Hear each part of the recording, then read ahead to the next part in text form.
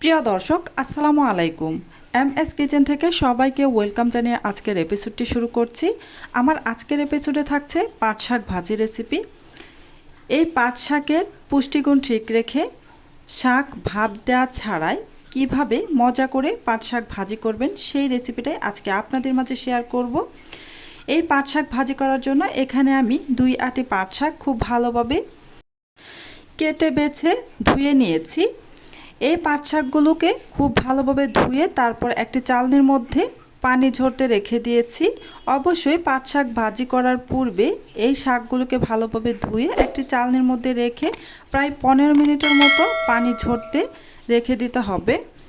প্রায় 15 মিনিট পর আমি চুলায় চলে এসেছি পাট শাক ভাজি করার জন্য। তাই চুলায় একটা ফ্রাই প্যানে বেশ কিছুটা তেল দিয়ে গরম করে তারপর এখানে আমি 2টা শুকনা মরিচ ছোট ছোট করে কেটে দিয়ে দিলাম, দেখতেই পেয়েছেন। এবার আমি এতে দিয়ে দেব পেঁয়াজ আর রসুন কুচি। এই শাক ভাজিতে পেঁয়াজ আর রসুনের পরিমাণটা একটু বেশি দিলে খেতে বেশি ভালো হয়। এখানে আমি পেঁয়াজ আর রসুন কুচি দিয়ে দিলাম। এই পরিমাণটা আমি বলছি না, আপনারা আপনাদের পছন্দ মতো কম বা বেশি নিয়ে নিতে পারেন। এবার নেড়েচেড়ে পেঁয়াজ আর রসুন গোল্ডেন কালার করে ভেজে নেব। অবশ্যই পেঁয়াজ আর রসুন গোল্ডেন কালার করে ভেজে নিতে হবে। পাট শাক ভাজিতে এই পেঁয়াজ রসুন যদি গোল্ডেন কালার করে ভেজে তারপর ভাজি করেন খেতে বেশ ভালো হয়। পেঁয়াজ রসুন গোল্ডেন কালার করে ভেজে না হয়ে গেছে, তারপর আমি এতে অর্ধেক পরিমাণ শাক দিয়ে প্রথমে নেড়ে মিশিয়ে নিচ্ছি। সবগুলো শাক একসাথে দিতে যাবেন না, প্রথমে অর্ধেক পরিমাণ শাক দিয়ে পেঁয়াজ রসুনের সাথে ভালোভাবে মিশিয়ে নিয়ে তারপর বাকিগুলো দিয়ে দিবেন। দেখতে পাচ্ছেন আমি খুব ভালোভাবে অর্ধেক পরিমাণ শাক নেড়েচেড়ে মিশিয়ে তারপর বাকি শাকগুলোকেও দিয়ে দিলাম।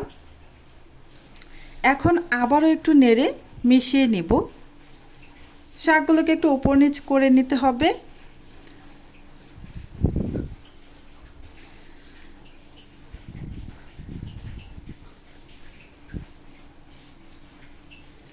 এই তো, এবার আমি এতে দিয়ে দিব স্বাদ মতো লবণ। এখন আবারও একটু নেড়েচেড়ে শাকের সাথে লবণটাকে একটু মিশিয়ে নেব। এ পর্যায়ে চুলার আঁচ হাই হিটে রেখে তারপর শাকটাকে ভাজি করবেন, যেন এক্সট্রা কোনো পানি উঠতে না পারে। চুলার আঁচ যদি একেবারে লো হিটে দিয়ে শাক ভাজি করতে যান তাহলে অনেক বেশি পানি উঠে যেতে পারে। এই তো কিছুক্ষণ পর আমি এখানে কিছু কাঁচামরিচের ফালি দিয়ে দিলাম, দিয়ে একটু নেড়েচেড়ে আবারও একটু মিশিয়ে নিচ্ছি। আমি খুন্তির সাহায্যে পাট শাকগুলোকে একটু জট ছাড়িয়ে নিচ্ছি।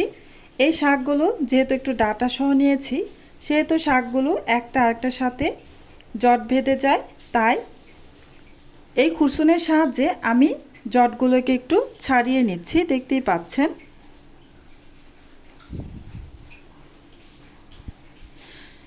এখন এই শাকটাকে খুব ভালোভাবে ভেজে নিতে হবে যেন এক্সট্রা কোনো পানি না থাকে। পানিটা যখন শুকিয়ে যাবে তখন আরও কিছুক্ষণ ভেজে নিতে হবে। পানিটা শুকিয়ে গিয়েছে, আমি শাকটাকে আরও কিছুক্ষণ ভেজে নিয়েছি। এবার আমি শাকটাকে নামিয়ে নিব। এই তো আমার শাক ভাজি হয়ে গেছে। এভাবে শাক ভাজি করে দেখবেন, খেতে খুবই ভালো হয় আর শাকের পুষ্টিগুণটাও ঠিক থাকে। আজকের মতো এখানেই বিদায় নিচ্ছি, আবারও চলে আসব অন্য কোনো দিন নতুন আরও একটি রেসিপি নিয়ে। আপনারা অনেক বেশি ভালো থাকবেন, সুস্থ থাকবেন। আল্লাহ হাফিজ।